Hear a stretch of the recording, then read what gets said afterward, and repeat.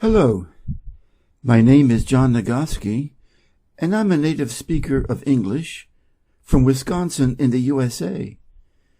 I would like to introduce to you my English reading channel with questions and answers. Recording by Philip Watson. Hero Tales from History by Smith Burnham. Alexander, the boy who conquered the world. Alexander was the son of Philip, king of Macedon, a country to the north of Greece. His father was a great general as well as a king. Young Alexander was a strong, active, handsome lad. A story is told of his breaking a wild horse which had been presented to Philip by a neighboring king. This horse was named Bucephalus, the Greek word for bull-headed. He reared, bit, snorted, and pawed the air if anyone tried to mount him. King Philip was indignant at being given such a present, and was about to send back the bull-headed beast as too dangerous to the life or limb of anyone who attempted to ride him. But Alexander noticed that the horse was frightened even at his own shadow. He begged his father to let him conquer such a splendid animal. The lad was so much in earnest that the king decided to let him try. The young prince showed no fear as he walked up beside Bucephalus and patted him on the neck. He wanted to keep the horse from being frightened, as his fright was the cause of his wildness. By degrees the boy managed to turn the great brute's head toward the sun so that he could not see his shadow.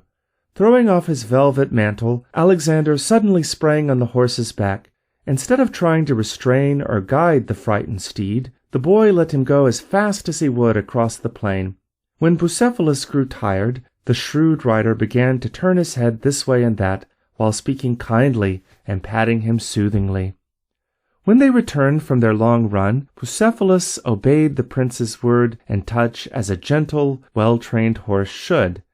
It is said that the huge beast learned to kneel for Prince Alexander to mount, and that he carried his young master proudly through many a battle. The king was so pleased with the courage and wisdom Alexander displayed in conquering Bucephalus that he said to his son, "You should have a larger kingdom than Macedon to rule." As if to fulfill this wish, Philip went to war with several of the neighboring kings and left his 16-year-old son to rule over Macedon while he was absent. Then Alexander was allowed to command certain companies of the Macedonian army, and this he showed wonderful courage and wisdom. Philip was murdered when Alexander was 20. Then the kings whom the father had conquered tried to throw off the rule of Macedon. They said, "This new king is only a boy."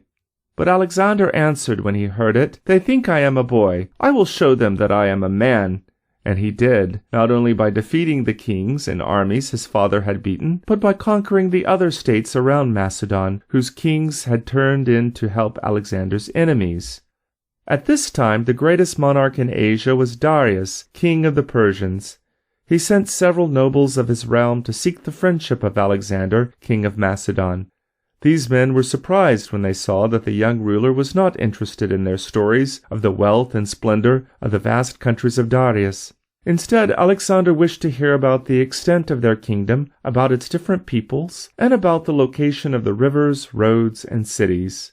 The men from Persia said to members of the court of Macedon, "Our old king is rich, but your young king is great." Alexander, both king and general, had a strange thirst for power. He left a true friend to control his kingdom in Europe and started east, with only a small army, to conquer the vast countries on the continent of Asia. King Darius laughed at the very idea of a mere boy, with so few soldiers, coming to conquer him and the greatest and richest empire in the world. He came to meet the Macedonian army with an armed host about 10 times as large as Alexander's.